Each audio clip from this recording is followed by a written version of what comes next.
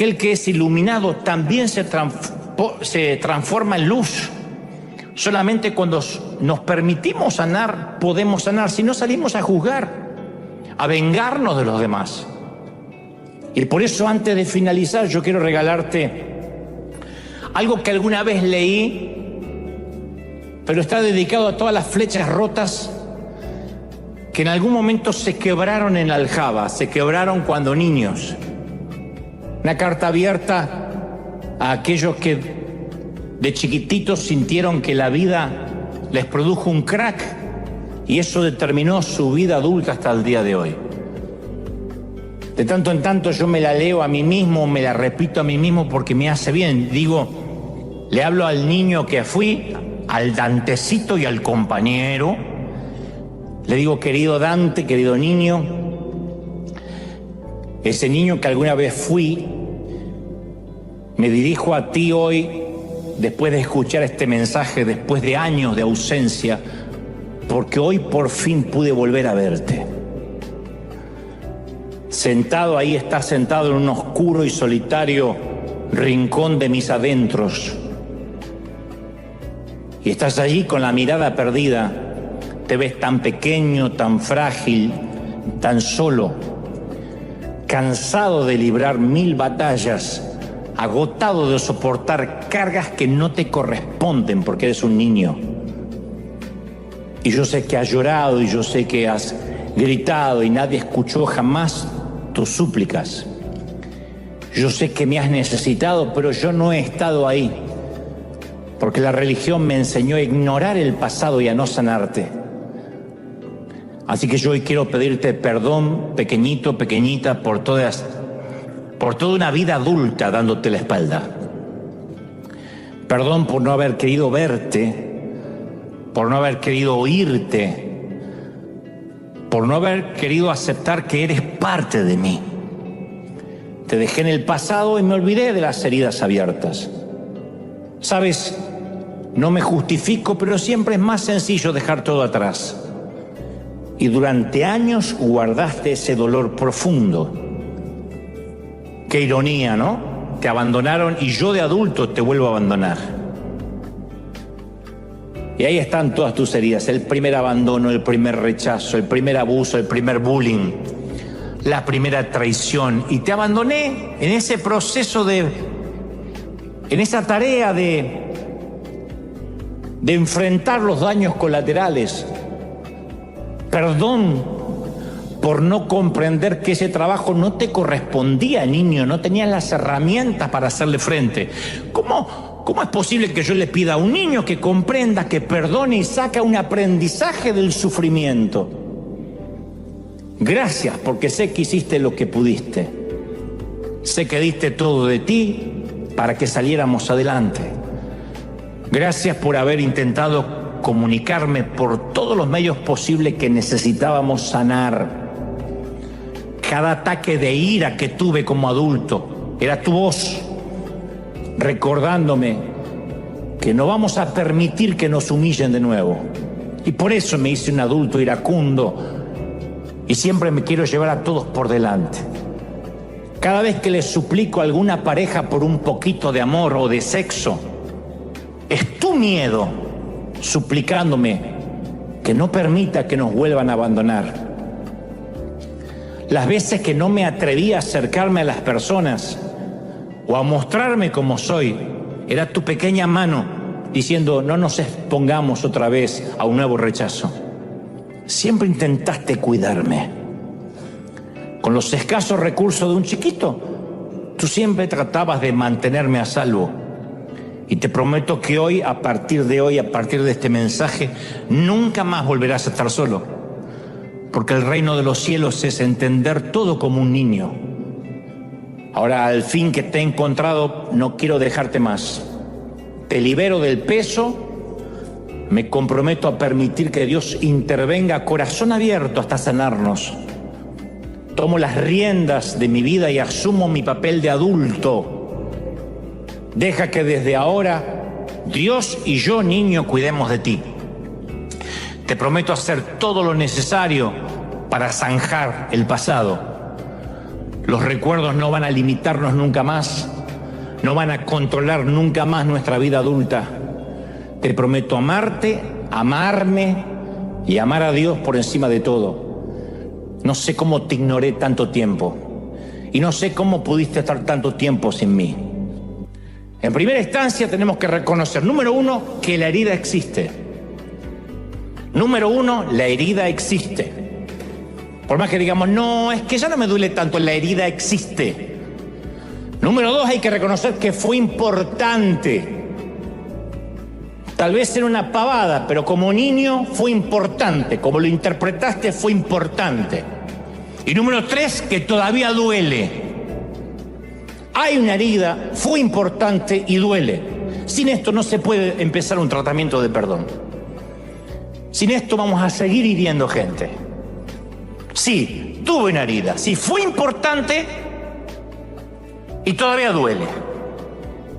Y cuando hablo de importante, di todos los ejemplos, todo el espectro. No hace falta que necesariamente haya sido un abuso, una violación. A veces puede ser un destrato, una indiferencia, un ninguneo, se dice en algunos países. Pero sí, para mí fue importante. Entonces recién puede empezar el proceso de perdonar. Pero si decimos, no, yo ya lo superé, para mí no fue importante, yo casi me olvidé, ya ni me acuerdo, eso decía mi papá. Mi papá era un maltratador con sus hijos, con sus nietos, no podía demostrar afecto, pero cuando uno le decía, papá, ¿sufriste de chico? No, yo ya ni me acuerdo. Al no reconocer la herida no iba a sanar nunca. Nunca podía perdonar porque no la reconocía. Y si decimos por el contrario, bueno, es que yo me lo merecía. De alguna forma yo no fui un buen hijo. Yo estuve parte de la culpa. Eso tampoco hace que uno pueda perdonar. Porque si uno distribuye la culpa, tampoco va a poder entregar un perdón completo. El verdadero perdón dice, mamá, papá, estén aquí o en la eternidad, o quien sea, un extraño, eso estuvo mal. Me importó mucho, me lastimó, me traumó, me marcó la vida adulta, pero ahora que llegué a Cristo, te libero de toda esa culpa porque decido ser sano. ¿Estamos de acuerdo, sí o no? Decido ser sano. Yo escucho a muchos cristianos que les encanta vivir en el antiguo pacto. Porque les inculcaron eso de Jeremías 17:9 que dice, engañoso es el corazón, mi corazón es engañoso, mi corazón es perverso. No, mi querida, no, mi viejo. Pero ya no lo es. Hay que leer el resto del libro. En Jeremías 31:33 dice, Dios hablando de la época de la gracia, dice, yo daré mi ley en la mente y la escribiré en su corazón. Y yo seré a ellos por Dios, y ellos serán mi pueblo. O sea, el Señor nos dio un corazón nuevo. Por eso Pablo declaró en Romanos 2:29, la verdadera circuncisión está en el corazón y se hace por el Espíritu, no por la ley. El que tiene la circuncisión en el corazón, por el Espíritu recibe la aprobación de Dios y no la de los demás. ¿Me escuchaste? Tu corazón es bueno. Hayas tenido la infancia que hayas tenido, hayas sido un mal hijo, un buen hijo, un mediocre hijo, tu corazón es bueno. Tu corazón es bueno. Cristo ya lo cambió. ¿Estamos de acuerdo, sí o no? Y cuando Dios nos mira, me mira, cuando Dios me mira a mí, ve el hombre que tenía en mente cuando me creó. Entonces no le preguntes a tu cónyuge, no le preguntes a tu pareja, ¿cómo crees que me ve Dios? ¿Qué pensará de mí? No le preguntes a los seguidores de las redes.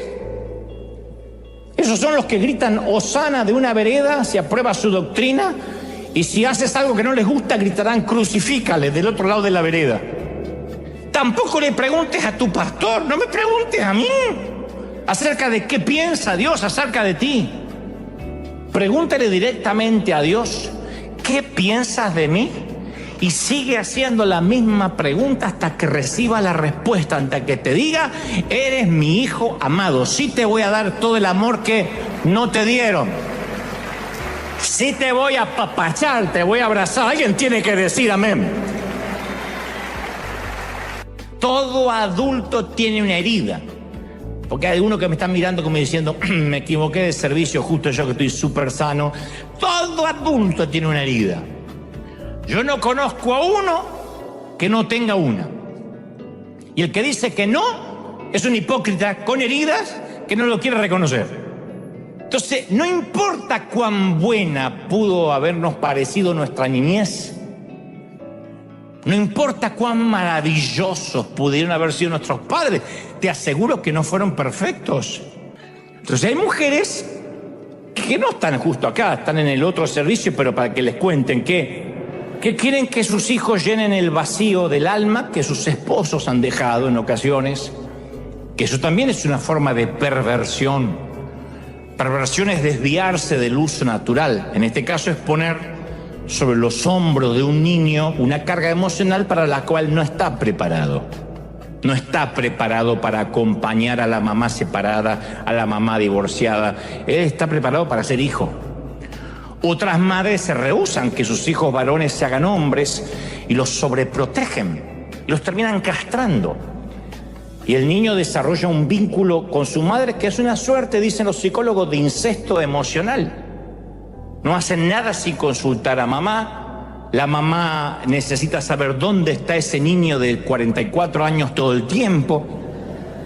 Por eso de ahí que Génesis 2:24 dice, por tanto, no por tonto, por tanto, dejará el hombre a su padre y a su madre. Nosotros nos enfocamos en que dice, y se unirá a su mujer y serán una sola carne, pero dice, dejará a su padre, dejará a su madre. No dice, y asegúrese de, antes de irse, de hacer un grupo de WhatsApp con mami y que mamá lo pueda tener localizado y traqueado en el celular. Dice, dejará. Entonces, algunas veces cuando la madre no quiere soltar al muchacho, especialmente durante la adolescencia, él se pone más rebelde que nunca. Todos esos adolescentes que parecen el mismísimo diablo. Es más, el diablo ni se le acerca porque le tiene pánico. Y la madre se siente rechazada, el hijo se siente controlado y ambos dejan de comunicarse de manera pacífica. Y lo que era una comunicación pacífica, tesorito, ahora es Ucrania y Rusia. A mí me ha tocado conocer a muchos hombres adultos que están resentidos con sus madres. Ni siquiera las llaman y no pueden explicar por qué. Yo les pregunto, pero es complicada tu mamá. No, pero una vez hablé con alguien de unos 30 y tantos años que me dijo, lo que me enferma de mi mamá es que me sigue tratando como un niño. Me habla como si yo fuera un retrasado mental. Yo tengo 34 años, 35, no sé cuándo, la llamo y me dice, ¿comiste?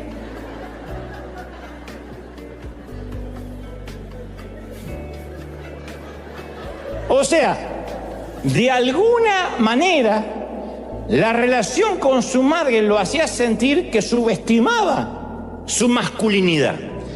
¿Por qué doy este ejemplo? Porque cuando yo hablo de las heridas de la infancia, no es necesariamente a lo bizarro, a lo que más se nos viene a la mente como una violencia verbal, que por supuesto y eso hiere, o una violencia sexual o física. Hay muchas maneras sutiles que nos hieran y de herir también.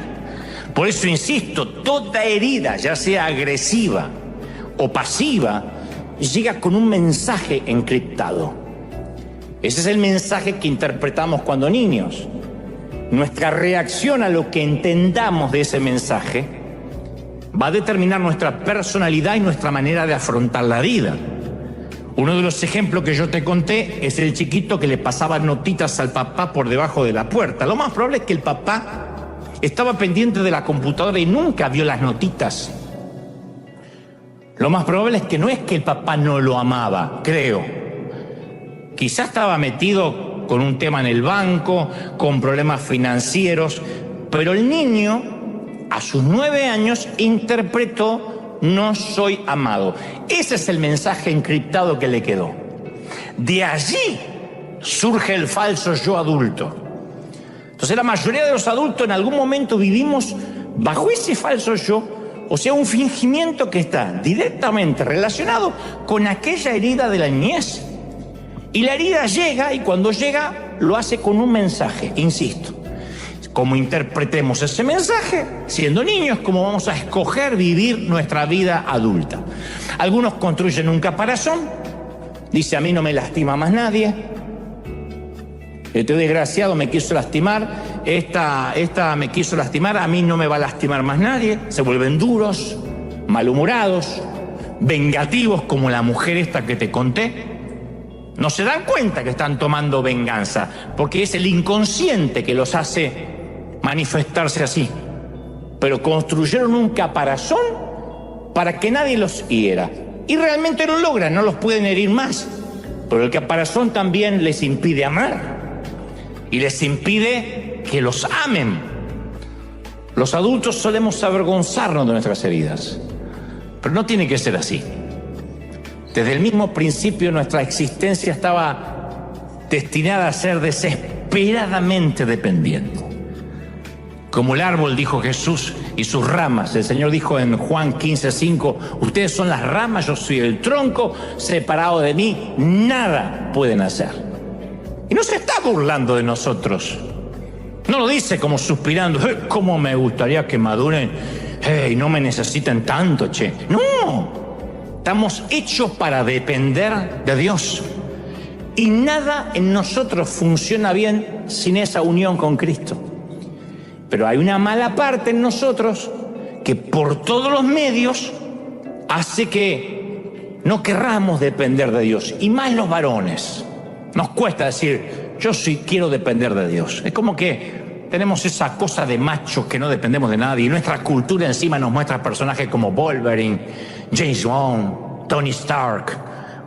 Esos hombres de verdad que lo único que tienen en común que no necesitan a nadie, que son solitarios. Un Rambo que dice: solo me basta mi cuchillo, amigo. ¡Oh! Hoy tu marido con un cuchillo ni un salamín puede cortar. Y en la cultura evangélica sucede algo similar. Un buen día nos pica una araña, o recibimos una dosis de rayos gamma y nos transformamos en apóstoles super ungidos. Y a partir de ese día nos empoderamos, no dependemos de nadie más, no estamos sujetos a autoridad humana, tenemos el celular y el WhatsApp de Dios. Y nos dedicamos a combatir el crimen y el pecado. Y llegamos a creer que no necesitamos a nadie, incluso ni a Dios, porque eso es una clase de debilidad, creemos. Pero el propio Jesús no dudó en mostrar dependencia de su Padre. Aquel que expulsó una legión de demonios, aquel que calmó los vientos y la tempestad, vivió dependiendo del Padre. En Juan 5:19 dijo: les digo la verdad, el Hijo no puede hacer nada por su propia cuenta, solo hace lo que ve que el Padre hace. En Juan 10:30 agregó: las palabras que yo digo no son mías, sino que el Padre que vive en mí hace su obra por medio de mí. O sea, no fue motivo de vergüenza para Cristo depender del Padre. Se jactaba de la relación con su Padre. Y a veces nosotros sentimos, como adultos, somos tan torpes, sentimos que reconocer nuestras heridas es como una fuente de vergüenza, de debilidad, de dependencia. Y nos comportamos a veces como esas familias que tapan todo. Yo provengo de una familia así. Mi familia era, el segundo apellido era Gebel, tapar todo. O tapar todo Gebel. La manera de pedir perdón de nuestra familia es no volver a tocar el tema difícil. Esa es la manera de pedir perdón. Nadie se pedía perdón porque ayer te quise matar, hermano. Eso no había. Te levantaba a la mañana y decía: buen día. Ese es el pedido de perdón. Si el otro te decía buen día, ya estaba todo perdonado. La manera de pedir perdón era no hablar del tema. Nosotros no sabíamos que hablar quita dudas, Hablar evita sobrepensar, que hablar siempre sana. Entonces no se fomentaba en mi casa un ambiente en donde existía la confianza para comunicarnos libremente. Era más fácil tapar los conflictos y hacer de cuenta que todo estaba bien. Entonces mamá tenía temas de los cuales nos prohibía explícitamente hablar. Mi mamá era Maduro y Fidel Castro reencarnado en una mujer. Porque si de chiquititos sentimos que no fuimos amados, eso es lo que vamos a transmitir. Inseguridad, que nadie nos ama, porque es lo que creímos comprender. A lo mejor fue así, pero a lo mejor es lo que creímos comprender. Este es el más devastador revés contra el alma de un adulto. Que aquel niño que alguna vez fuimos fue lastimado. El salmista David escribió en el Salmo 127:3 una nota fascinante respecto de los hijos, de los vástagos.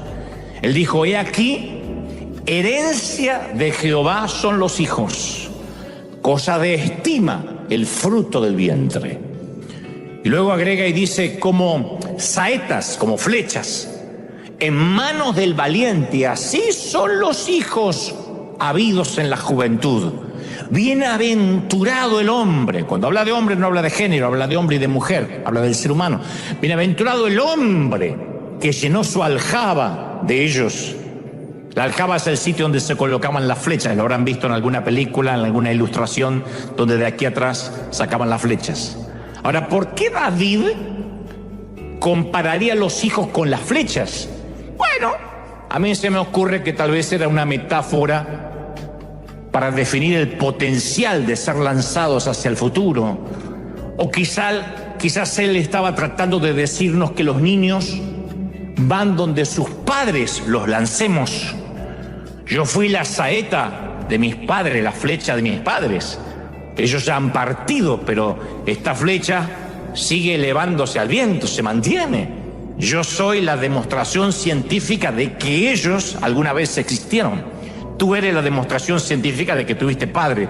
Te pudieron haber abandonado, pero padres tuviste. Nadie nació clonado, que yo sepa que esté aquí. Entonces, cada adulto es la flecha que alguien más disparó. Pero algunas de esas saetas a veces se parten en la aljaba. Algunas de esas flechas a veces se rompen cuando todavía no fueron lanzadas, cuando no fueron adultos. Algunos los llaman niños maltratados. Algunos dicen, no, son víctimas. Y algunos prefieren llamarlos estadísticas. A mí me gusta llamarlos, no es que me gusta, pero prefiero llamarlos flechas rotas. Porque cuando esas heridas quedan en el corazón, no es que necesitan solo sanidad interior o empoderamiento o repetir 2 o 3 clichés, 3 frases. Necesitan un milagro divino. Cuando uno fue herido de chiquito, necesita un milagro divino. Si nuestro automóvil sufre una falla menor, una rueda pinchada, la podemos llevar a cualquier lado. Hay que salir del paso. Pero si sospechamos que el auto tiene un problema más serio, hay que llevarlo a la agencia donde la compramos, donde lo compramos, si es posible, el sitio de la marca del auto. Porque nadie conoce su producto mejor que el fabricante. ¿Es así, sí o no? Y cuando se trata de las heridas de la infancia, no es solo una rueda pinchada. No es algo que podemos decir, bueno, lo resuelvo y ya al cabo soy adulto. Porque una de las mayores trampas del enemigo es robarnos el interés en esto. Es meternos indiferencia en esto de que no hace falta pensar en qué me pasó, ya pasaron tantos años. La frase que más ama el enemigo es: no hace falta revolver el pasado, ya el Señor hizo todas las cosas nuevas, lo cual es una gran verdad. Hay gente que dice: yo no sé por qué hay predicadores que andan revolviendo el pasado cuando el viejo hombre ya quedó atrás. Y etimológicamente tiene razón. Pero la gente que suele decir esto, ya el viejo hombre quedó atrás. Yo conozco de hecho un querido predicador muy legalista que vive condenando a todo el mundo y de tanto en tanto cuenta como su padre lo molía a golpes cuando era un niño. Así como la secretaria o esta persona que yo conocí, que de tanto en tanto se le escapaba su niñez traumática Cuando veas a alguien que lastima, que castiga, que es intransigente, hipertérrito, te vas a dar cuenta que es un niño asustado, lastimado, que no pudo sanar. Entonces, aun cuando el Señor dice todas las cosas nuevas, si no permitimos que Dios sane nuestras heridas, vamos a seguir lastimando a otros. Entonces, convengamos que olvidar no es adquirir amnesia. Significa permitir que el Señor quite lo infectado y que la herida se sane, como cuando pica una avispa y hay que quitar el aguijón. Si no quitamos el aguijón, va a seguir doliendo. Una vez que sacamos el aguijón de la avispa, la sanidad es inevitable. Y hoy es un día en que vamos a quitar el aguijón. ¿Estamos de acuerdo, sí o no? Hoy no vamos a quitarlo nosotros, vamos a permitir que el Señor lo quite, ¿sí? Que algunos venimos con ese sistema de creencias, ignorar los problemas. Ya llegamos al Evangelio y nos enseñan el mismo patrón. No confieses la derrota. No digas que estás triste. Ponte a cantar. No, pero que me duele todo. Ponte a cantar. ¡Aleluya! Si tienes un problema, finge que no pasa nada. Sí, pero tengo un problema terrible en mi familia. Ven el domingo y canta y todo se va a arreglar por sí solo. Si lo ignoras, se va a arreglar. Y eso es lo que hacemos. Y eso es lo que nos enseñaron también nuestros padres. Enterramos nuestras heridas y no las volvemos a mencionar. De eso no se habla. Y todo ese falso yo es una ceguera escogida. Escogemos hacer de cuenta que no pasó. Pero Dios dice, yo no puedo bendecir a un impostor, yo no puedo bendecir lo que finges. Dios tiene que bendecir lo que somos en realidad.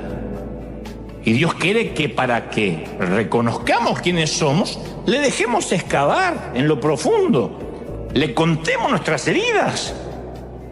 Él está muy furioso por lo que te hicieron cuando niño. Lucas 17:2 dice, mejor que quien te lastima se ate al cuello una piedra de molino y se arroje al mar antes de hacer tropezar a mi pequeñito o a mi pequeñita.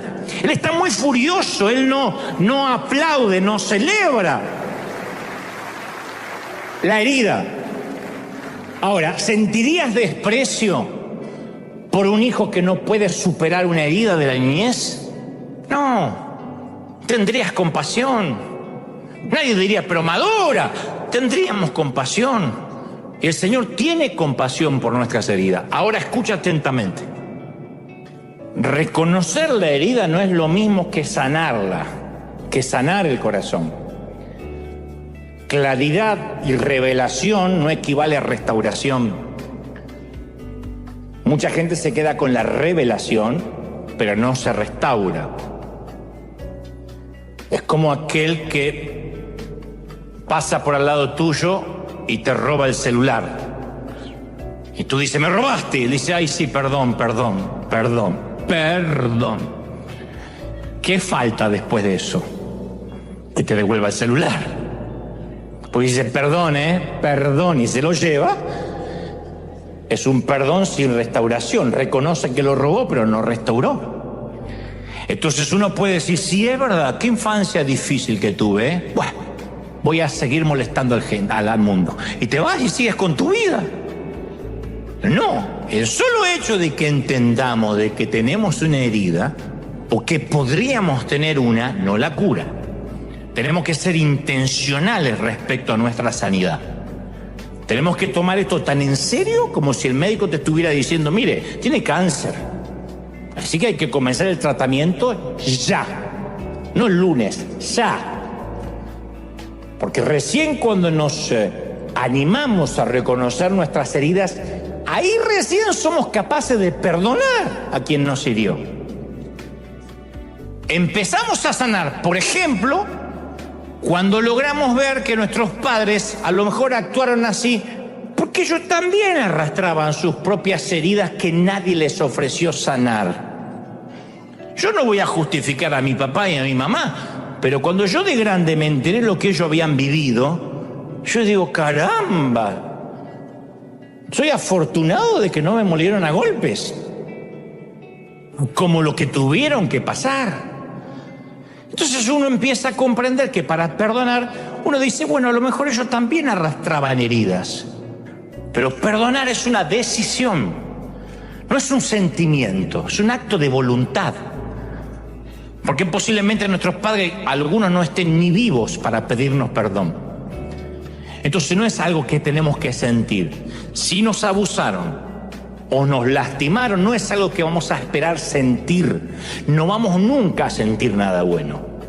¿Cómo uno va a sentir perdonar al abusador? Eso no se siente, ni en 1.000.000 de años. Entonces no esperemos perdonar hasta tener el deseo de hacerlo, porque se nos va a ir la vida.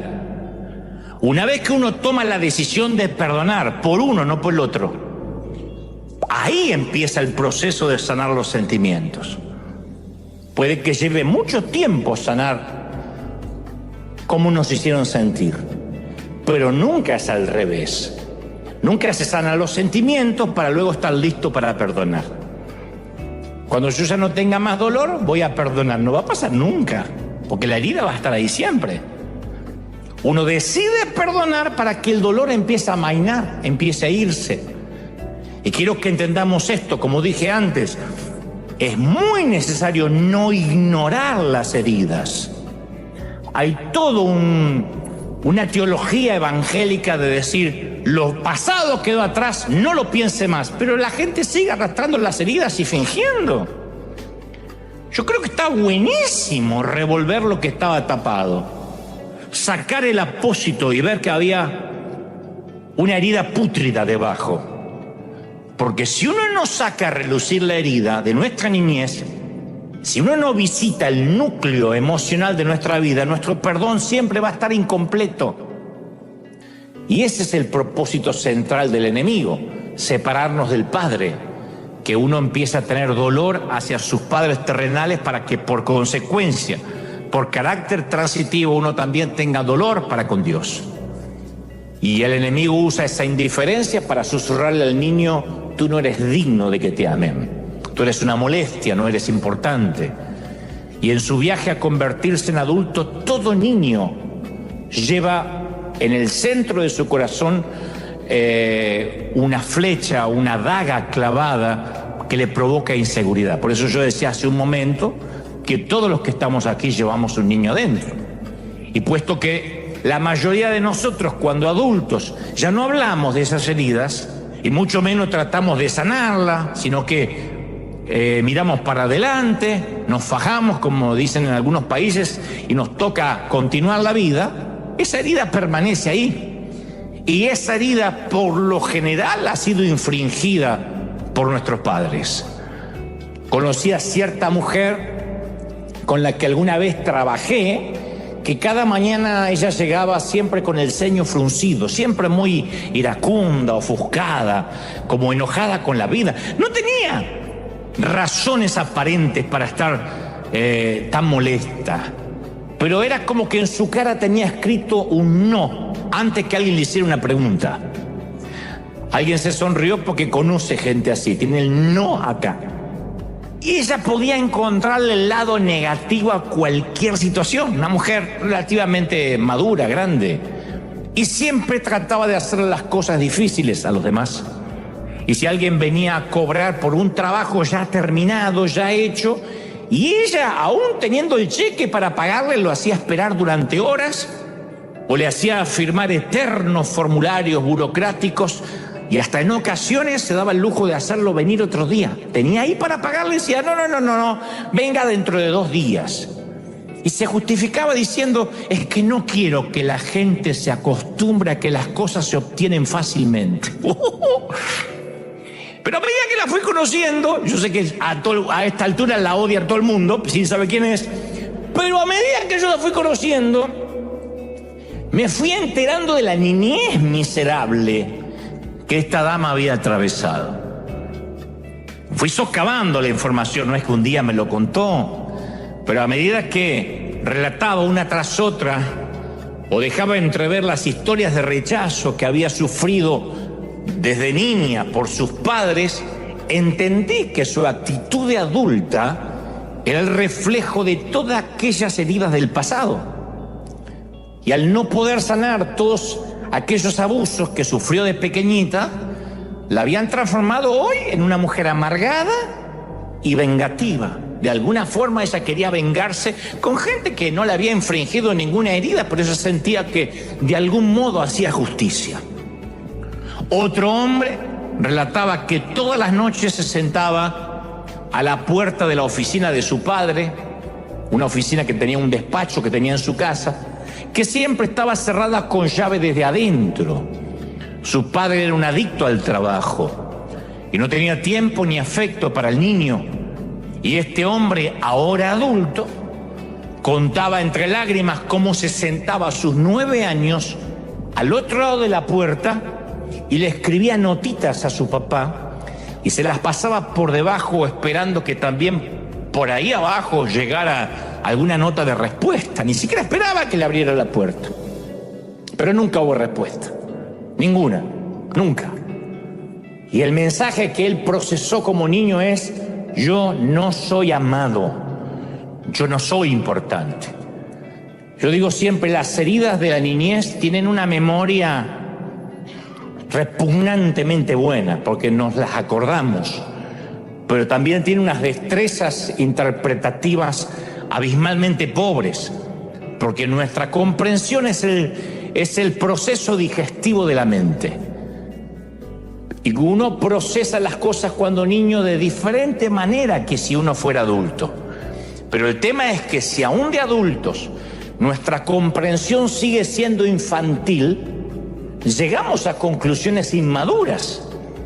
La comprensión infantil, lo que uno le parece que sintió, o la conclusión que sacó cuando teníamos 9 años, 5 años, 7 años, esa comprensión infantil es la más peligrosa de todas, especialmente en un adulto lastimado, porque llevamos esos conceptos infantiles, esas conclusiones que creímos infantiles, a las relaciones adultas y lastimamos a quienes nos rodean. En el centro de todo hay una profunda inseguridad y heridas que, si no son sanadas, lo van a seguir por el resto de la vida, hayan tomado la postura que hayan tomado. Cuando yo era niño, mi falso yo nació como una defensa contra el abandono, con sentirme solito. Como mi mamá vivía en el hospital haciéndose quimioterapia, papá siempre estaba borracho o en la carpintería, yo pasé mucho tiempo de mis primeros 6, 7 años de vida muy solo. Entonces algo me dijo dentro de mí: Dante, nunca más, cuando ya tenía 7, 8, 9, 10, Dante, nunca más seas tú mismo, porque a nadie le gusta como eres. ¿No ves que te dejaron solo? Invéntate un nuevo ser, un avatar, que todo el mundo admire y nadie va a saber quién realmente eres. Así que me convertí en un buen chico, cortés, bien educado, discreto, culto, atento, caballero, respetuoso y argentino. ¡Ja! Leí mucho, dibujé mucho, pero me sentía acosado todo el tiempo con el terror del abandono y la sensación de que no había nadie ahí para mí, que no me amaban. Entonces aprendí que dibujando me daban ese reconocimiento y la aprobación que yo siempre buscaba con desesperación. Y me construí un blindaje que cubrió mis emociones. Y mientras tanto el impostor se presentaba de manera pública, ese mi otro yo, y mostraba que yo era alguien que no le interesaba ni el cariño, ni el afecto, que estaba más allá del bien y del mal.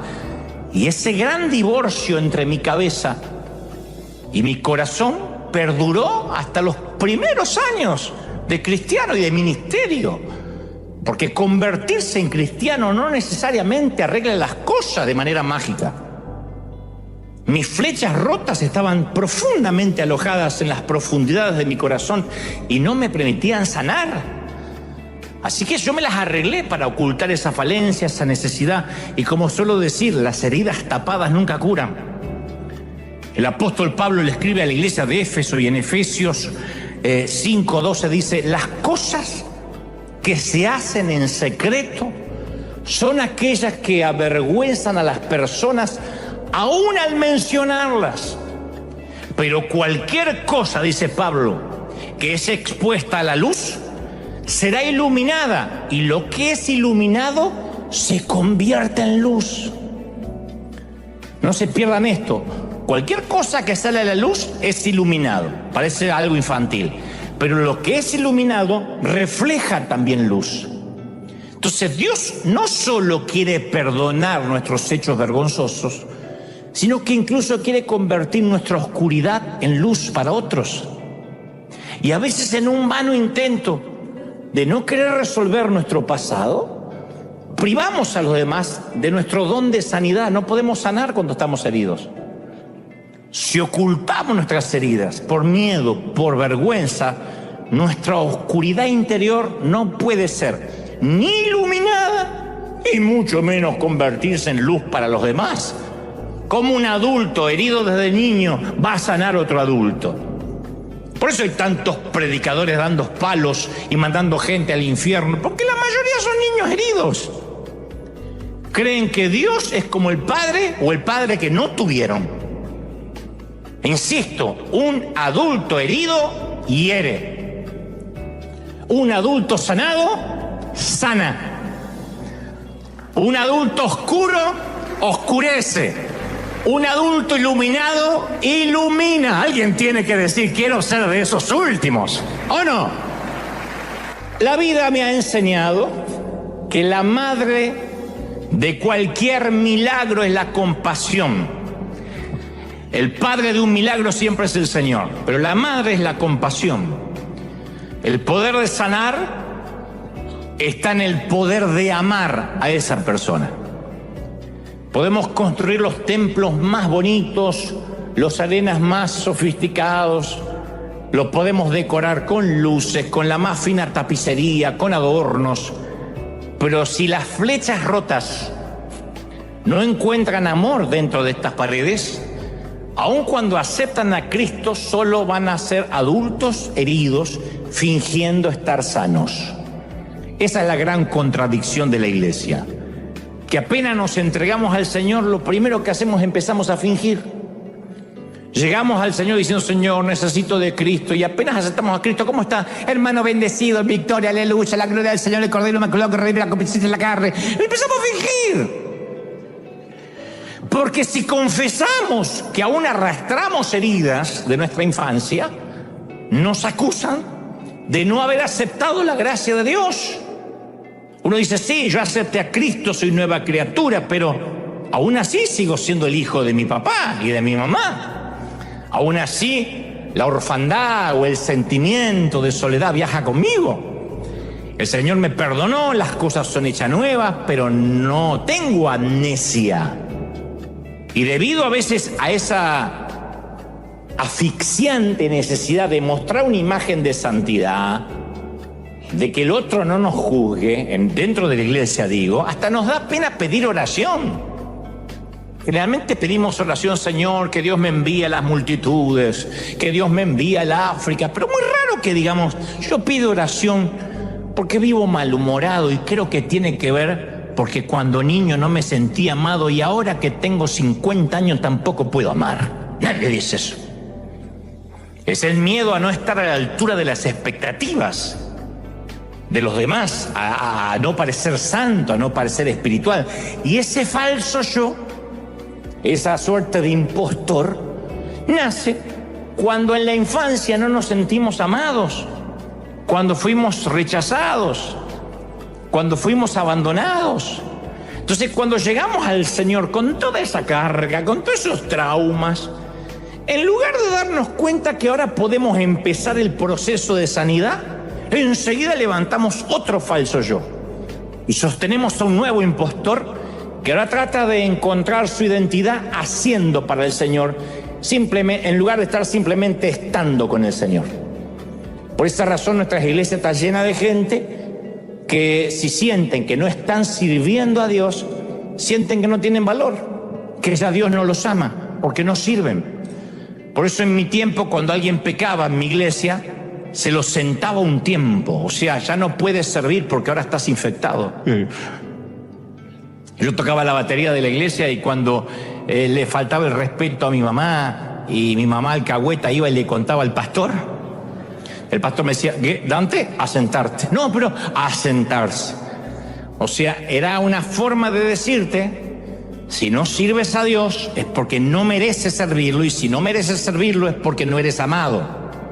A la gente se la sienta, la famosa, lo vamos a poner en disciplina, que no está en toda la Biblia eso, el que ama, el que disciplina es Dios, no el hombre.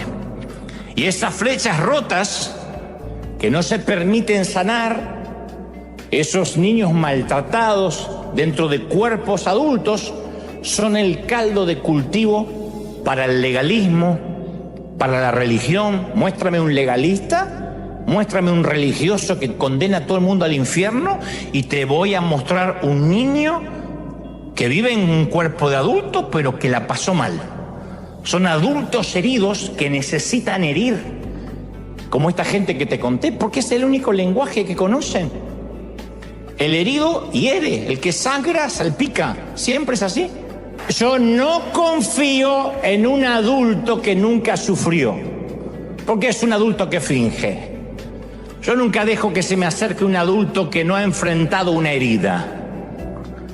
Los que ocultan sus heridas y se hacen los superhéroes suelen ser farsantes, unos canallas, vende humo. ¿A quién llamaríamos a las 2 de la mañana cuando todo se derrumba a nuestro alrededor? ¿A quién llamarías? Yo no llamaría a un motivador que me hace repetir frases.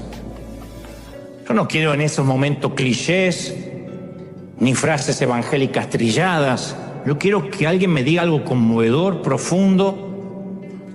Yo llamaría a alguien que ha transitado el mismo camino que ahora estoy transitando.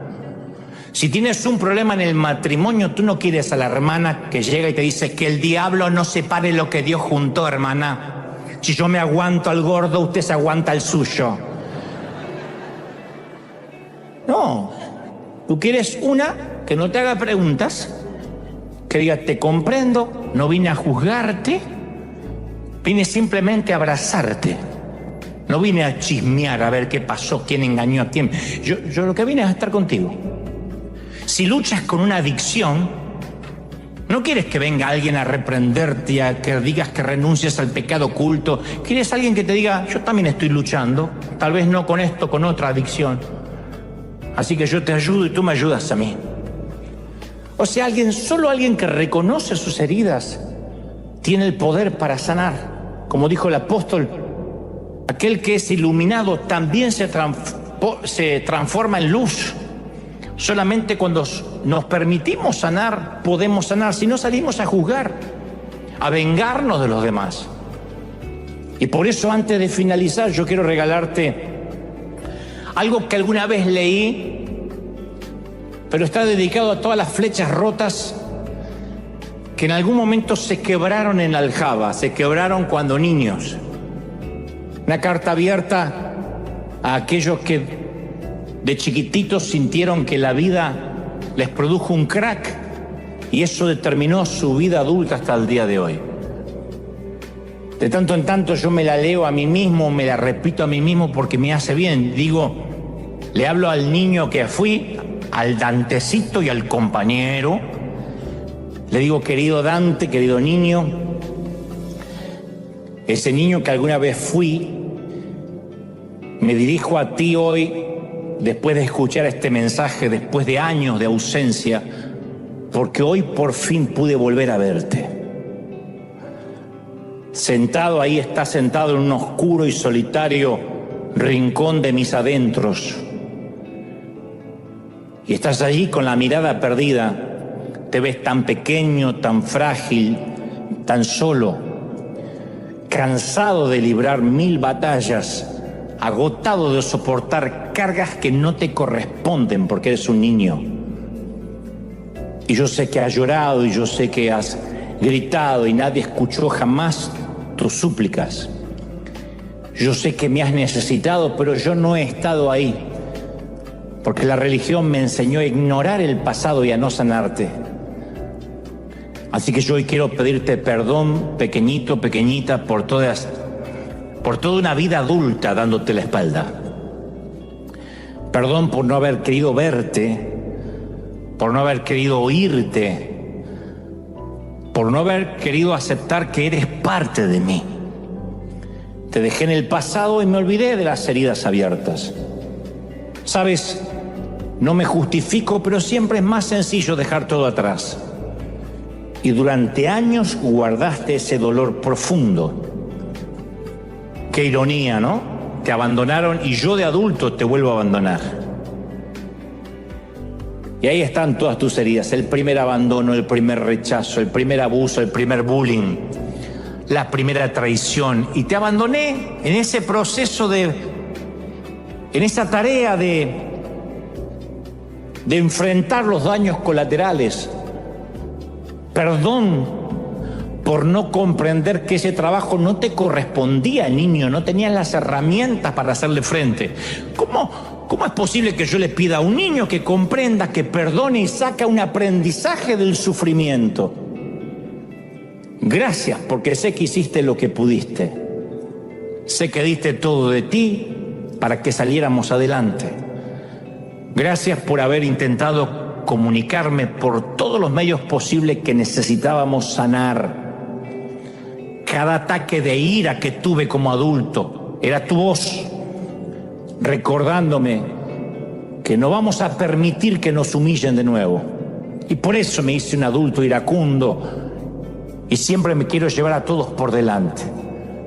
Cada vez que les suplico a alguna pareja por un poquito de amor o de sexo, es tu miedo suplicándome que no permita que nos vuelvan a abandonar. Las veces que no me atreví a acercarme a las personas o a mostrarme como soy, era tu pequeña mano diciendo: no nos expongamos otra vez a un nuevo rechazo. Siempre intentaste cuidarme. Con los escasos recursos de un chiquito, tú siempre tratabas de mantenerme a salvo. Y te prometo que hoy, a partir de este mensaje, nunca más volverás a estar solo. Porque el reino de los cielos es entender todo como un niño. Ahora, al fin que te he encontrado, no quiero dejarte más. Te libero del peso. Me comprometo a permitir que Dios intervenga a corazón abierto hasta sanarnos. Tomo las riendas de mi vida y asumo mi papel de adulto. Deja que desde ahora Dios y yo, niño, cuidemos de ti. Te prometo hacer todo lo necesario para zanjar el pasado. Los recuerdos no van a limitarnos nunca más, no van a controlar nunca más nuestra vida adulta. Te prometo amarte, amarme y amar a Dios por encima de todo. No sé cómo te ignoré tanto tiempo y no sé cómo pudiste estar tanto tiempo sin mí. Cuando uno le dice eso al niño, es cuando uno empieza a sacar la herida, quizás tenga que llorar, las lágrimas. Es un regalo de Dios, por algo puso los lacrimales en los ojos, para que todos pudieran ver de que te estás purificando. Ya no somos una flecha rota, abandonado en la aljaba, somos una saeta que Dios ha lanzado al espacio otra vez. Y cuando alguien te pregunte, dile: soy una flecha restaurada, que en este mismo momento sigo elevándome al viento, sigo llegando a mi destino. Vamos a darle un aplauso grande al Señor de señores. ¡Aleluya! Entonces yo digo que hay ciertos momentos en la vida en los que llega la niebla de algún modo y perdemos de vista la orilla, la meta, lo que nos habíamos propuesto. Cuando la niebla es espesa, es muy fácil perder la perspectiva. Y creemos a veces que las cosas son peores de lo que realmente son. Nos rendimos y después culpamos a la niebla por sentirnos que hemos abandonado, que desistimos, que bajamos los brazos, que nos rendimos y alegamos: bueno, es que yo no tenía intenciones de rendirme, pero la vida fue injusta, hizo que fuera imposible seguir adelante. Bueno, yo no quería renunciar a mi familia, pero después de lo que hizo mi cónyuge, no me dejó opción, no me quedó otra. Otro dice, bueno, no quería renunciar a mi sueño de empezar este negocio, pero este gobierno actual me está liquidando. O cierro o no puedo saber cómo voy a seguir adelante. Bueno, no quería renunciar a congregarme, en venir a la iglesia, pero mi pastor ni siquiera sabe quién soy. Y aparte en esa congregación nunca me dieron el amor que yo estoy buscando y que necesito. Entonces, a veces culpamos a la niebla de darnos por vencido y en medio de las circunstancias dolorosas perdemos la fe, que es la única razón por la cual la mayoría de las veces no podemos llegar a la otra orilla, no vemos tierra.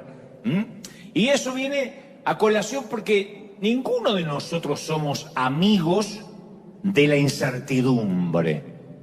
No nos enseñaron a caminar hacia lo desconocido. Nos dijeron que el que camina sin tener un mapa, una meta, es un improvisado. Y nosotros no queremos ser improvisados. De manera que sin un GPS, sin un GPS, tendemos siempre a rendirnos. Entonces, siempre que emprendemos un viaje en cualquier orden de la vida, queremos estar seguros que sabemos que vamos a llegar. Nos pasa cuando subimos al auto, que confiamos que un satélite que está en el espacio le habla a una computadora que está en nuestro auto y van llegando las indicaciones paso a paso, giro a giro, siempre con suficiente antelación, si no nos enfadamos, de modo que ni siquiera nos haga falta pensar. Yo sé que hay gente acá, como este servidor, que pone el GPS para llegar a su propia casa hace 30 años porque no quiere pensar. Una voz femenina, gentil, sensual, delicada y con acento español nos dice, por favor, tenga bien conducir sobre el carril de la derecha y tome la próxima bifurcación hacia su destino final, que está a vuestra izquierda. ¡Oea! Otros tienen un tipo que les habla, no sé, según. Pero en nuestra vida, muchas veces tenemos que mantener el rumbo, incluso cuando no sabemos dónde vamos. Ojalá fuese como conducir el automóvil. Y pensemos, en todos esos momentos, cuando quisimos saber más detalles de nuestra vida para no tener que estresarnos para dónde íbamos y no teníamos detalles. La vida real no funciona así. Ojalá tuviéramos un pronóstico de la vida como es el pronóstico del tiempo, que en el celular podemos ver desde qué hora hasta qué hora va a llover, cuándo sale el sol, si hay viento. No funciona así en la vida real. No funciona en ese momento desgarrador de la pareja que mes tras mes ve un símbolo negativo en la prueba de embarazo, mientras que el calendario cronológico sigue avanzando sin piedad. No funciona para la empleada que trabaja incansablemente, arduamente para conseguir un aumento y pasan los años y sigue ganando lo mismo y nunca logra un ascenso, es invisible, no la ven. No funciona para aquellos que pasaron, qué sé yo, las 4 décadas de vida, los 40 años, y todavía están esperando encontrar esa persona especial que no llega nunca. O sea, ningún satélite nos dice a dónde debemos doblar en las situaciones que realmente importan en la vida. Y sin duda los caminos de la vida son pedregosos a veces, confusos. Vive lo suficiente y vas a saber que a veces son más extensos los caminos que cuando pensábamos que íbamos a salir a la ruta iban a ser más cortos y nos damos cuenta que no. Y lo que es peor, muchos de esos caminos, hablo de la vida, están muy poco señalizados. En ocasiones somos como esta nadadora, como Florence, no sabemos cuánto nos falta y seguimos a ciegas. Y este es el mensaje que Dios me envió a que te diera personalmente. ¿Están listos para esto, sí o no? Mírame. Y escúchame con atención porque solo lo diré una vez. Vas a correr esta carrera llamada vida, ¿me oíste? Vas a exponerte otra vez. Te vas a levantar, vas a poner tus pies de nuevo en la pista. Es una elección que vas a hacer todos los días hasta que te mueras. Dirás, hoy voy a elegir la valentía, hoy voy a elegir seguir en carrera, tenga ganas o no tenga ganas. Y Dios me dice que te diga, y no me interesan tus excusas. Te vas a levantar de la cama, vas a dejar la palabra depresión atrás y vas a correr otra vez. Y Dios me dice que te adelante, vas a fracasar. Algunos están diciendo, ok, Señor, te entiendo, voy a correr y voy a correr el riesgo de fracasar. Y Dios te dice, no me estás entendiendo, no me estás escuchando. Entre lo que yo digo y lo que estás escuchando, estás eliminando la frase vas a fracasar. Yo nunca dije que era una posibilidad, que era un riesgo, que podría fallar.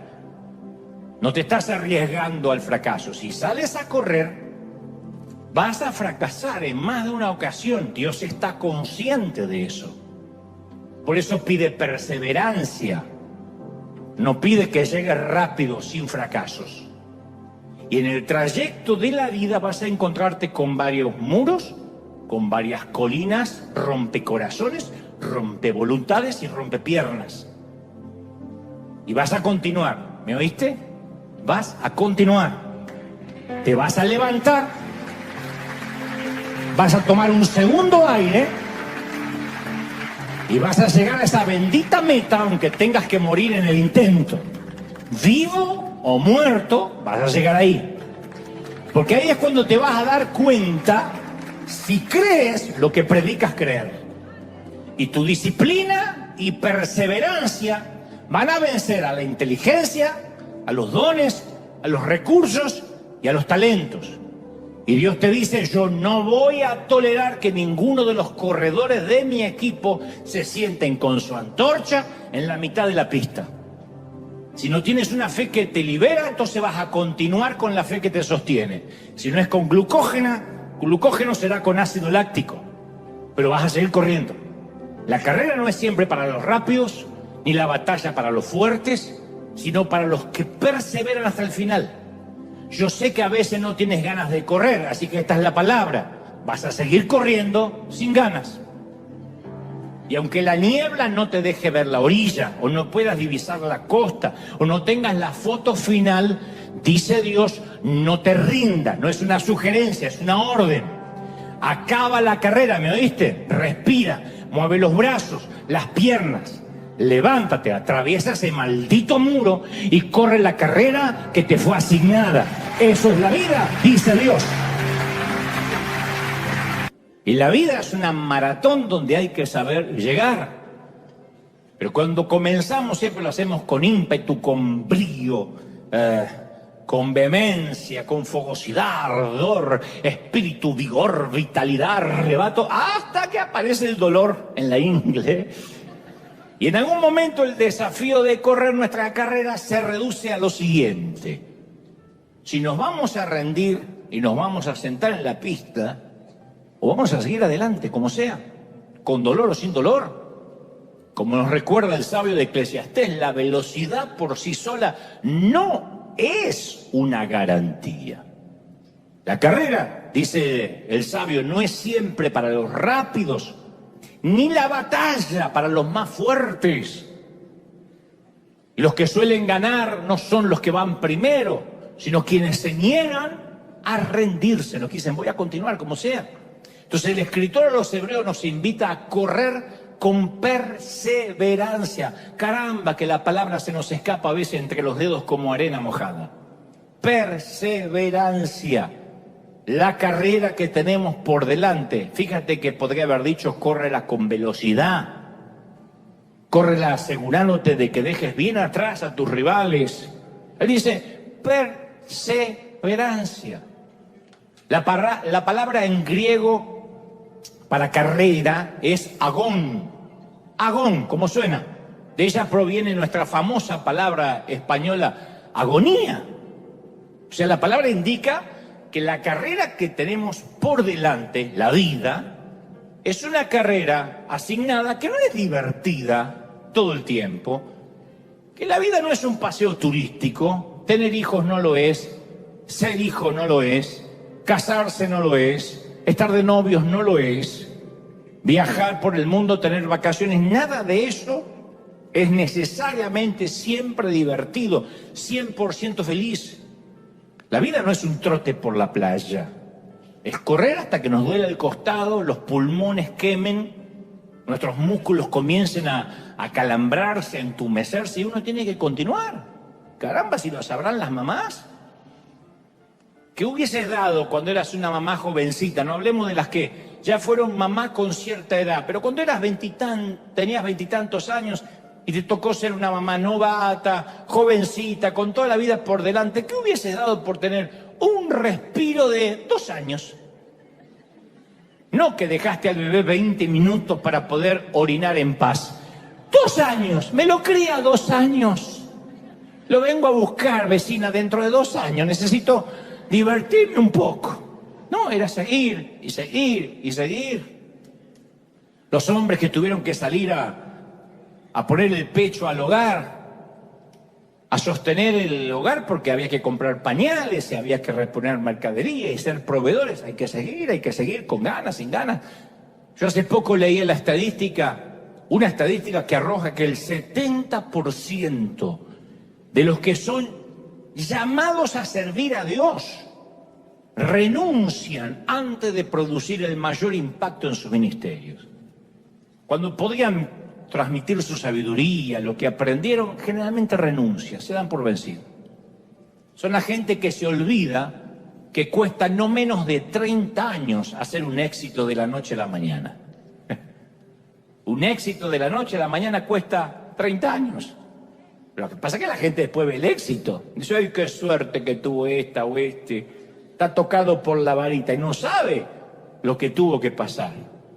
No podemos pretender el Jordán ignorando 30 años de carpintería. Uno quiere el llamado y ya salir al Jordán. Y a veces esa perseverancia es la que nos va a llevar a esa visión completada. Entonces, a ver, la manera en que nos mantenemos en la pista va a determinar los parámetros de longevidad en el ministerio, en la vida, en el propósito asignado. La Biblia dice que nunca podemos elegir el nivel de dificultad, el tipo de pista que vamos a correr, los obstáculos que vamos a tener, como los videogames, que uno dice, primero voy a poner un nivel más o menos fácil y después cuando le agarro la mano pongo un nivel más difícil. La vida no es así, no sabemos qué nivel nos va a tocar. Si dependiéramos de nosotros, correríamos en una playa tropical, con todo el camino en bajada. Qué lindo que es correr en bajada. Pondríamos oasis de agua a lo largo de todo el trayecto. Nos colocaríamos auriculares con la banda sonora elegida. Entonces las colinas de la vida que no logramos escalar también pueden rompernos el corazón, literalmente. Fijamos metas, ponemos lo mejor de nosotros y nos chocamos contra el muro. Son los momentos que revelan nuestro coeficiente de adversidad. Nos dejan al descubierto de qué cuernos estamos hechos, de qué madera estamos hechos, si somos de manteca, si somos de mantequilla. A veces lo peor no es la colina, sino lo peor es descubrir que no tenemos la resistencia para hacerlo. Y Pablo escribe continuamente acerca de los desafíos de esos momentos. Los corintios están corriendo una carrera, el trayecto está repleto de colinas, de largas, empinadas, montañas. Y Pablo les explica que la única manera de atravesar ese muro va a ser por el poder de Dios. En la segunda carta de Corintios, capítulo 4, versículo 8, dice, nos vemos atribulados en todo, pero no abatidos. Perplejos, pero no desesperados. Perseguidos, sí, pero no abandonados. Derribados en el piso, pero no vencidos, no destruidos. Alguien tiene que celebrar esa palabra. Derribados, no vencidos. En palabras más simples, te vas a pegar la jeta contra la lona más de una vez. Pero te vas a poner de algún modo de pie y vas a seguir adelante. Entonces Pablo le dice a los cristianos, así somos, de eso se supone que estamos hechos. Somos de los que se levantan cuando los derriban y hasta que no sintamos la campana no nos bajamos del ring. Vamos a seguir dando pelea. Entonces, para correr la carrera con perseverancia necesitamos tener un espíritu desafiante, inquebrantable, que se niegue rotundamente a poner un punto donde Dios está poniendo una coma. No es punto final. Proverbios 24:16 dice, los justos pueden tropezar hasta 7 veces y 7 veces volverán a levantarse. No está diciendo que ese es el máximo, está diciendo que podría haber dicho, se caen 50 veces, 50 veces se levantan. En cambio, basta una sola calamidad para derribar al perverso. ¿Significa que esto exime de calamidad a los cristianos? No, las calamidades no nos voltean. ¿Qué le daba a Pablo la fuerza para seguir adelante? ¿Por qué y cómo se levantaba cada vez que lo derribaban? Bueno, en 2 Corintios 5:14 él dice, da una explicación que lo motivó toda la vida a correr la carrera. Le dice, el amor en Cristo domina nuestras vidas. Y yo me he sentido muy cansado y agotado muchas veces en la vida, pues, como todos. Me es imposible a mí recordar en algún momento estos 36 años de servicio que no tuviera que enfrentar el desánimo. ¿Qué es lo que me obliga a seguir adelante? A veces, si soy honesto, diría que a veces me obligó la culpa. Fue mi combustible. Combustible corrosivo, por cierto. Porque yo sabía lo que hice, lo que pensé, lo que dije. Sé los errores de mi pasado, sé los errores que sigo cometiendo y entonces siento que debo seguir en la carrera para compensar tanta torpeza, tanta canallada de mi parte. Entonces digo, bueno, por culpa voy a seguir, mínimo en lo que puedo hacer por Dios, por lo que Él hizo por mí. Pero al final esa misma culpa me termina derribando. Nunca la culpa me ayudó a levantarme. A veces me he dejado que el combustible sea el miedo. Hago las cosas correctas por las razones equivocadas. Me siento obligado a seguir en la carrera por miedo a lo que otros puedan pensar, porque van a decir que abandoné, porque no quiero que me maten en las redes, porque van a decir que fracasé, o por miedo al infierno. Y el miedo me persigue, entonces empiezo a correr la carrera. Pero estoy tan enfocado en lo que me persigue que pierdo la noción y pierdo de vista la orilla a donde voy y no logro ver la meta. Y entonces me siento en la pista otra vez. Pablo dice, ni el miedo ni la culpa, el amor de Cristo tiene que ser tu combustible. Tu amor por Cristo es tan apasionante que no puedes detenerme, no puedes detenerte, no vas a detenerte, aun cuando tienes todas las razones para hacerlo. Es la certeza de lo que esperamos, la convicción de lo que no vemos. Entonces el desafío es mantener la fe cuando lo único que podemos ver frente a nosotros es una colina rompecorazones. Yo quiero que pienses en momentos específicos en tu vida. Vamos, de verdad. Porque algunos dicen, yo estoy fuera de toda esa valentía que mencionas. No. ¿Tu vida acaso no fue un producto de perseverancia para alcanzar la victoria? ¿Cuántas veces quisiste abandonar y no lo hiciste? Estás acá. Y hoy lo estás celebrando porque no te diste por vencido, porque no te entregaste.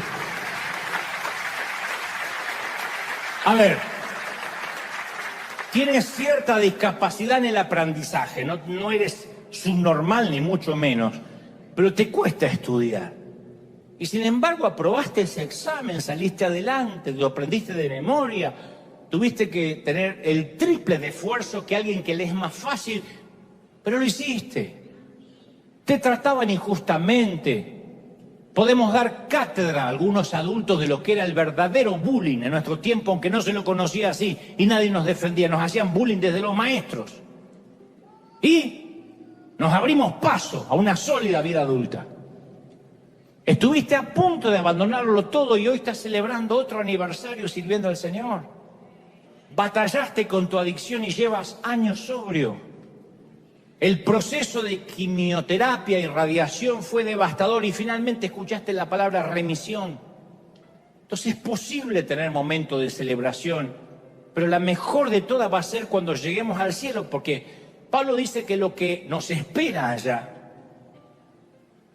va comparado con los problemas actuales. Dice, los problemas de ahora, sea lo que sea, es cáncer, se te muere quien se te muere. Esos problemas son ligeros, triviales, inocuos, pasajeros, superficiales, pueriles, efímeros, no existen. Y quien está diciendo esto es un tipo que su salud está deteriorada, quizá algo ciego, confinado en prisión. ¿Cuál es su futuro? Que mañana el verdugo le corte la cabeza y está celebrando. Porque sabe lo que le espera, que ninguna mente humana lo puede comprender. Y los cristianos, te voy a decir algo que va a sonar espantoso, pero para que lo tuiteen. Los cristianos sabemos morirnos como nadie. De eso estamos hechos. No nos rendimos ante la muerte. Porque en todo caso sabemos que detrás de la colina rompe corazones está nuestro hogar celestial. Y esa convicción nos da energía cuando no hay fuerzas. Hace que nos pongamos de pie, ¿sí o no? Cuando el mundo nos da una paliza, nos vuelve a levantar, nos hace continuar en la carrera. Todos tenemos nuestra propia historia. Y mucha gente, luego de años de peregrinar cristiano, sea cual fuera su estatura espiritual, haga lo que haga, llega a ese punto de inflexión, en el que ya no tienen fuerzas, ya no tienen ganas, no tienen energías para continuar, dice hasta acá, y se sientan con la tea en el medio de la pista. Y esto le pasa a maestros, a obreros, a profesionales, a clérigos. Todos llegamos a un momento en nuestras vidas en que queremos rendirnos, y el que diga, ya a mí nunca me pasó, es porque todavía no vivió. Vive lo suficiente y llegarás un momento en que te quieres rendir en cualquier área de la vida. El preciso instante, diría la del GPS, el preciso instante en que perdemos de vista la costa, en que perdemos de vista el propósito por el cual nos enrolamos en esta carrera. Pasa en los matrimonios, pasa cuando decidimos ser padres, pasa cuando le decimos sí al llamado de Dios. En un momento perdemos la costa y decimos, ¿hace sentido lo que estoy haciendo? Yo no sé si alguna vez intentaste armar un rompecabezas sin el modelo de la caja. Porque en la caja, en la portada, aparece cómo va a quedar la figura, ¿no? Si son unos gatos, si es un paisaje, si es una suegra huyendo, pero siempre es una figura. Entonces es fácil rendirse cuando tenemos un par de piezas, pero no tenemos la imagen final completa para comparar. La imagen final completa es la guía para atravesar todo el proceso. Nos muestra hacia dónde vamos. Ojalá quienes cursan la universidad pudieran tener una imagen del diploma. La tienen en la imaginación, pero imagínate que alguien fuera al futuro y le regresara al presente y le dijera, acá está el diploma de lo que te vas a ganar, el certificado de tanto sacrificio. Este es el negocio que vas a montar cuando termines. Si uno pudiera ver los resultados, nos da la seguridad que todo se va a entrelazar de una manera que va a hacer sentido. El autor de los Hebreos lo explica de la siguiente manera. Dice, ahora bien, la fe es la garantía, te garanto, que eso que estás esperando va a pasar. La garantía de lo que se espera, eso es la fe. La garantía, la foto. La certeza, dícese seguridad de lo que no se ve. La seguridad de lo que no estás viendo. Así hace una cocinera, un cocinero. Tiene la seguridad de que mezclando los ingredientes correctos va a quedar un buen plato. No puede cocinar sin la fe. Es la certeza de lo que espera que van a degustar sus comensales. La fe Es una herramienta que nos hace ver lo que todavía no podemos ver naturalmente. Entonces, por definición, la fe es la confianza que seguimos creyendo que todas las piezas en nuestra vida van a encajar de alguna manera, incluso si no tenemos una imagen final de modelo en la mente. Porque puede que haya gente acá que diga, yo no me imagino nada de mi futuro, yo veo caos. Yo no sé cómo esto va a terminar bien. Ojalá tuviera la caja del rompecabezas para ver. Bueno, la fe es no necesitar la caja. Es decir, yo no sé cómo va a encajar, pero alguna figura va a salir. Es creer que Dios tiene un propósito, aunque la niebla ahora no me deja ver la costa.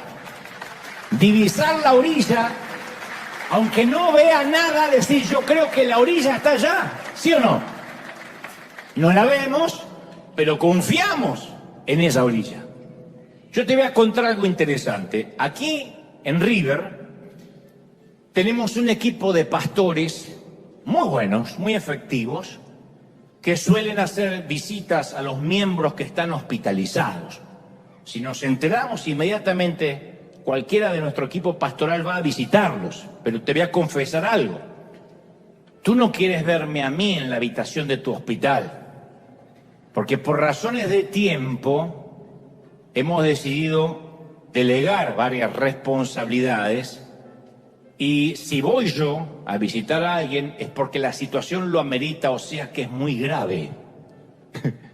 Entonces los pastores de nuestro equipo hacen un muy buen trabajo. Ellos saben que si la situación es muy grave, me dicen, ¿podrías venir? Creo que tendrías que venir. Entonces, esto es lo que quiero que te grabes. Si te internas por una cirugía menor, como hacerte una liposucción abdominal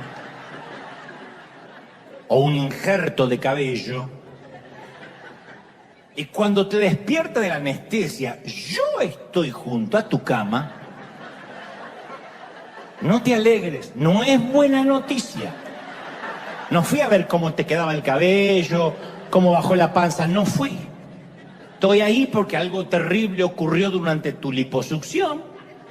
Quizá algo de la grasa corporal se fue al cerebro.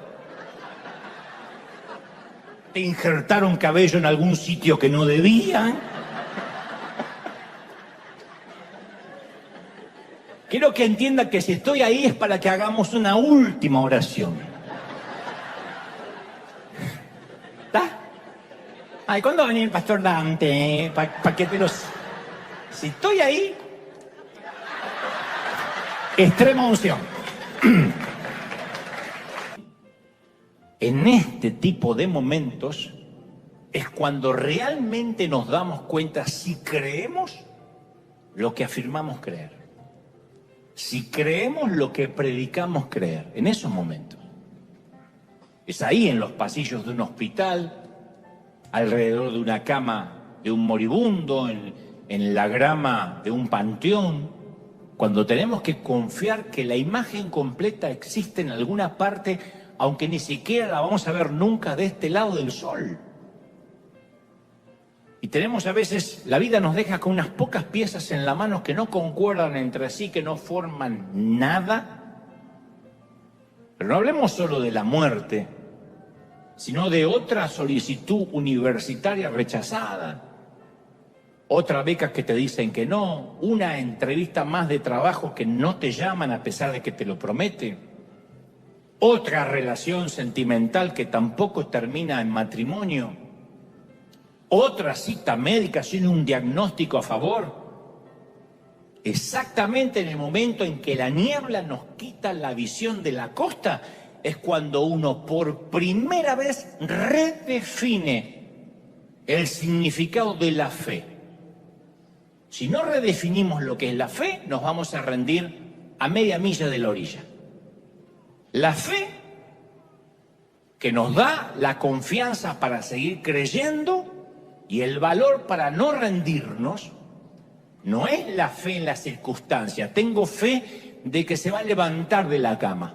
Tengo fe de que se va a sanar. No, a veces necesitamos la fe en el carácter de Dios, en la soberanía de Dios. Él sabe lo que hace. Hay una fe que nos libera, bendita fe, y hay una fe que nos sostiene. Y ambas son fe. A veces la fe sana, ¿cómo no? A veces la fe paga las deudas. Pero otras veces nos da algo más precioso, la fuerza para soportar esos días en que no encontramos la sanidad o no estamos seguros de cómo vamos a pagar las deudas el lunes, y aún así la fe está. A veces la fe puede verse en una sala de espera con una esposa de rodillas orando por su esposo que entró al quirófano para que le extirpen un tumor. Y el médico sale y le dice: señora, no hay tumor. ¿Cómo no hay tumor? Y abrimos y no sabemos qué pasó. Simplemente no está allí, no es coincidental con las radiografías. No podemos explicarlo, es un milagro. Así es como se ve la fe a veces. Lo hemos escuchado. Pero otras veces la fe también está en una esposa en un cementerio, viendo como el ataúd de su amado desciende bajo tierra, y ella tiene que tener fe para aprender a vivir en esa nueva normalidad. Yo sé que no me van a decir muchos amenes, pero es fe también. Yo he visto ambos ejemplos. Y Dios estaba presente en cada uno de ellos. Aquí hay padres que oraron con fe y sus hijos fueron liberados. Y también me consta que hay padres a los cuales yo tuve que oficiar el funeral de sus hijos. Y la fe los sostuvo. Fe que libera y fe que sostiene cuando no vemos nada. Cuando no hay nada para llegar. Eso es fe. A veces la fe se ve en un misionero que decide dejar la comodidad para ir a llevar el mensaje a una aldea lejana, y pasa algo parecido a lo que veíamos recién en Uganda. Estalla un avivamiento en ese lugar. Y a veces la fe también se ve en la vida de otro misionero que deja las comodidades, se va a una aldea similar y no lo dejan predicar y lo amenazan. Y pasa 20 años sin llevar a nadie para Cristo. ¿Por qué se queda? Por fe. Entonces a veces la fe puede verse cuando alguien va a la oficina y le dice a su jefe: yo no voy a mentir ni engañar a un cliente, perdóneme, porque va en contra de mis convicciones. Y va y se la juega y termina consiguiendo un ascenso. Le dice: pero caballero, wow, qué lección de vida. Y otra vez esa misma fe le hace que le peguen una patada en el trasero y lo echen. Ah, usted no quiere mentir, se va a tener que ir. La fe puede verse en un matrimonio que logra reconstruirse, o por alguna razón en un divorcio en el cual tienen que aprender a convivir y procesar esa normalidad. Ambos necesitan fe. No es que este se cayó de la fe y este tiene más fe. Nuestra fe está puesta en Dios y en el cuadro final que nunca a veces vamos a ver del todo de este lado de la eternidad.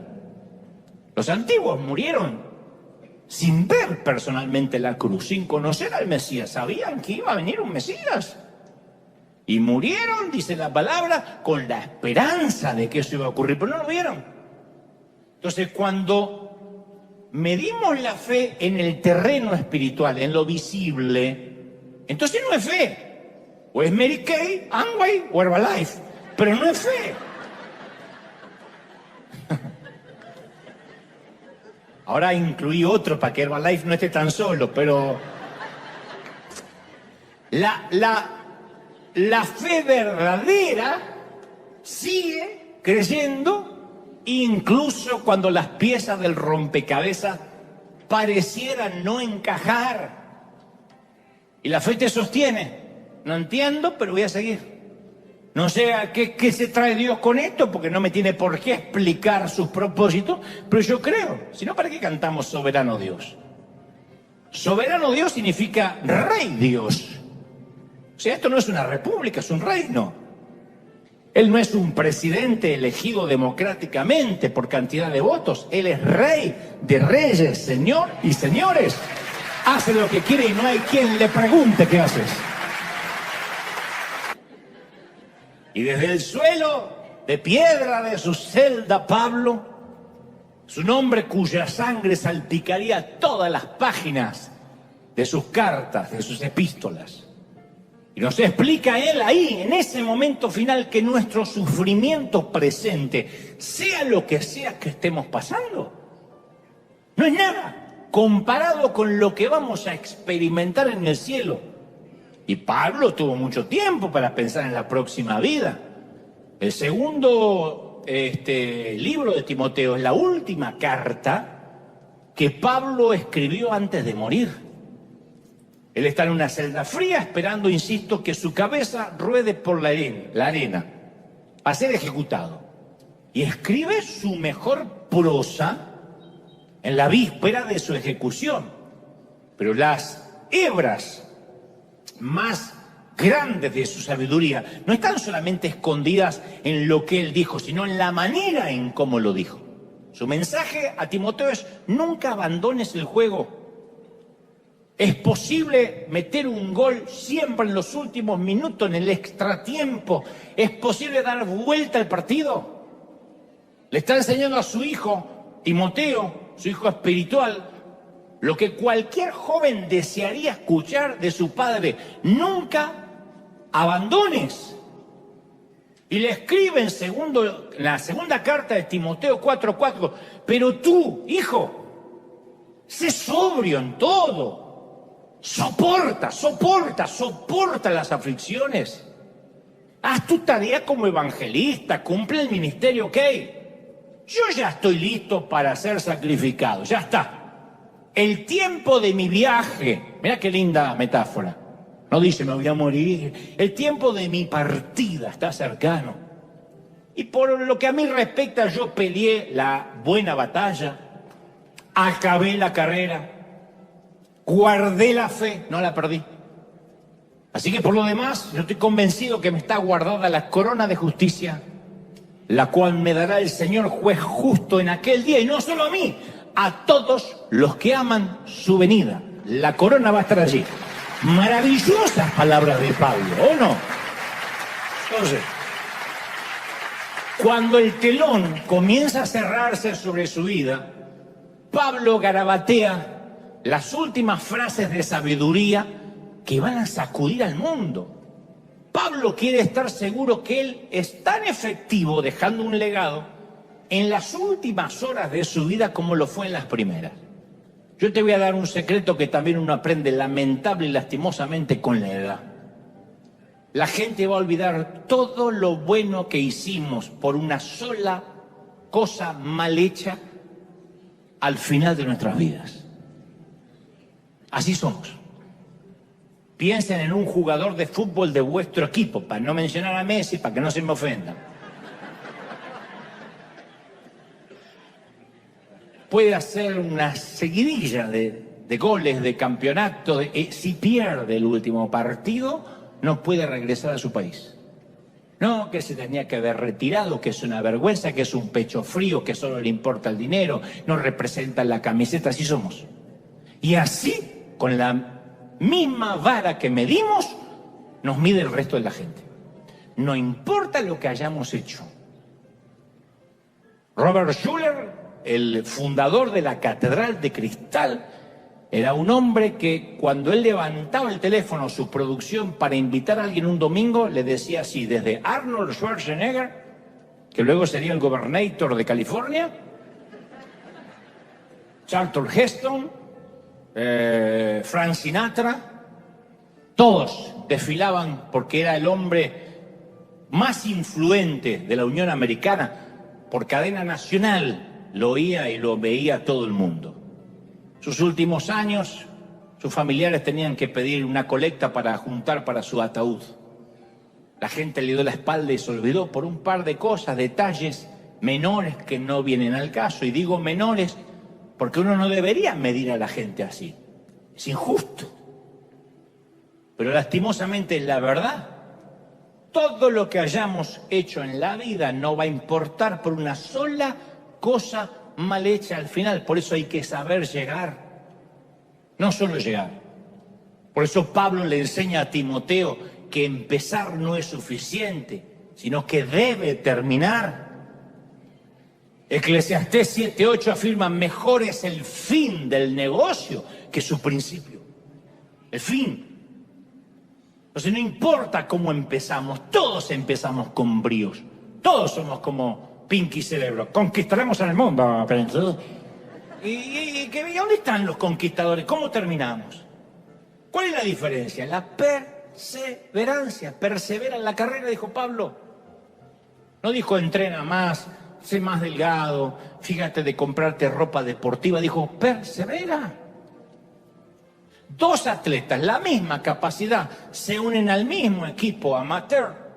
Uno logra ascender a la liga profesional, el otro nunca más vuelve a jugar más que lo que jugó en la escuela secundaria.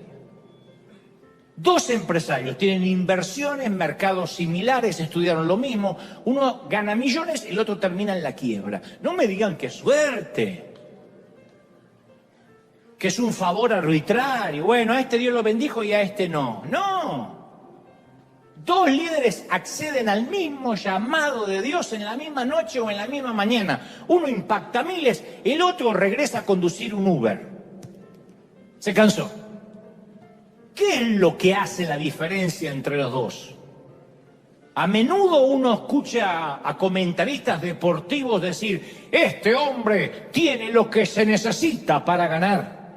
Este jugador tiene lo que hace falta, el fuego sagrado. Yo digo, ¿qué es eso? ¿Qué es el fuego sagrado? ¿Podría ser qué? ¿Confianza? ¿Carisma? ¿Un espíritu encantador? ¿Competitivo? Probablemente eso puede variar conforme cada persona, pero sospecho que eso más importante de todo es la perseverancia.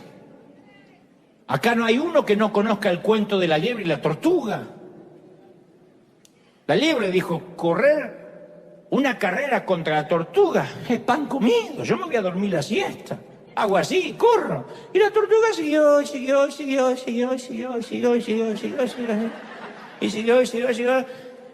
Y cuando menos se acordó, la liebre le había ganado. La perseverancia. Entonces, persistencia, determinación, tenacidad, disciplina. Como suele decir mi amigo Yokoi Kenji, dice: la disciplina tarde o temprano vence a la inteligencia. Siempre. La disciplina vence a la inteligencia. Él dice, siendo mitad colombiano y mitad japonés, él dice: los japoneses no son más inteligentes que los hispanos, pero sí son más disciplinados. Él cuenta cosas maravillosas. Él dice: cuando un japonés te cita una hora, es ahora, no es ahorita, después, más o menos. Él dice que la primera vez que un hispano lo cita a encontrarse a tomar un café para hablar de negocios, quedaron a las 8 de la mañana y a las 8 él estaba allí.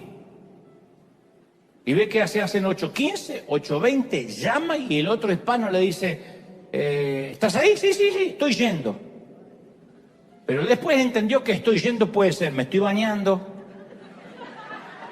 me acabo de despertar, estoy en el tránsito. Llegó 1 hora y cuarto después, sin disculparse. Antes de eso vuelve a llamar y dice: ¿te acuerdas que eran las 8? Y le dice: ahí estoy por caerte.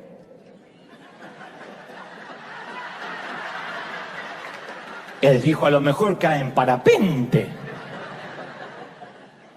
Y él explicaba que eso es la disciplina, la autorregulación del comportamiento.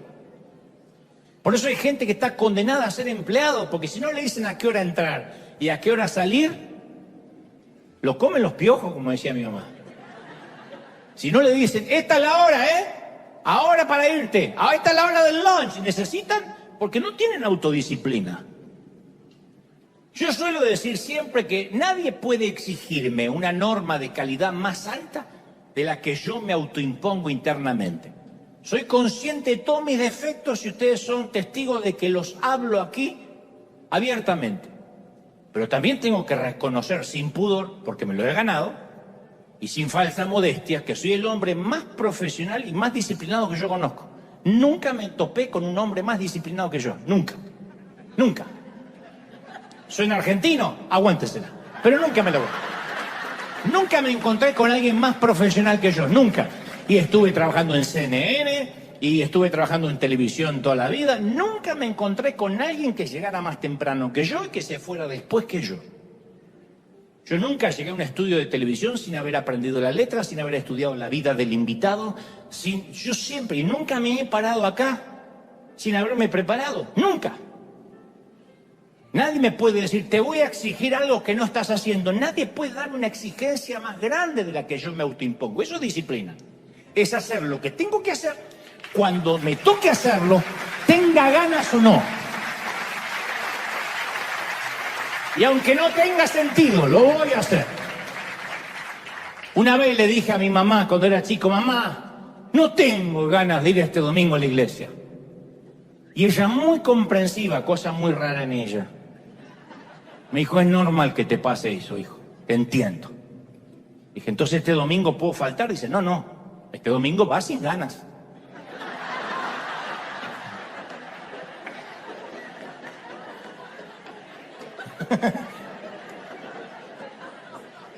No tengo ganas de ir al colegio. Sí, a mí me pasa igual, hijo. Y entonces, vas sin ganas. Trabajas sin ganas. Sirves a Dios sin ganas. Hay días que yo quiero servir a Dios con ganas. Y hay días que no tengo ganas de servir a Dios. Pero eso no cambia mi perseverancia. Se me asignó una tarea en el reino. Entonces yo no puedo depender que esa tarea esté asignada por mis ganas. El piloto del avión sube a conducir el avión, tenga ganas o no tenga ganas. No los mata a todos porque hoy no tiene ganas. Él sabe que es su asignación. Entonces, durante años se creía que la potencial de cualquier persona era el coeficiente intelectual. Y ahí estábamos fregados unos cuantos. Porque si yo qué coeficiente tengo, y nos medíamos y daban -10, no había tabla para abajo para nosotros. Pero hay muchas personas que poseen un alto coeficiente intelectual, me consta, y son necios, son un fracaso. Y los expertos han llegado a argumentar que hay algo que predice el éxito, que te vaya bien, mucho más que el coeficiente intelectual, es el coeficiente de adversidad. ¿Cuánto puede soportar una persona? Su nivel de resiliencia, de resistencia. Entonces, la persona que se rehúsa a darse por vencido tiene un coeficiente de adversidad muy alto. Su umbral de frustración no es bajito, es elevado. ¿Viste que nuestros hijos se frustran y se quieren quitar la vida porque no hay wifi? Porque tarda en cargar el video. ¡Me tarda el video! ¿Vos los querés matar? Es decir, Señor, yo lo traje a este mundo y yo lo puedo quitar.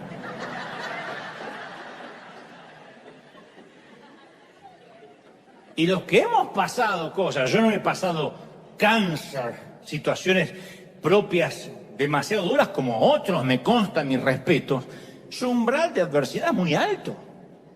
Entonces cuando viene el enemigo y los derriba, suelen levantarse y le dicen, ¿de verdad, Satanás? ¿Eso es lo mejor que tiene? Esperaba algo mejor. Y hay líderes que tienen el corazón y la cabeza para el liderazgo, las ideas, pero no tienen los hombros para sostenerlo.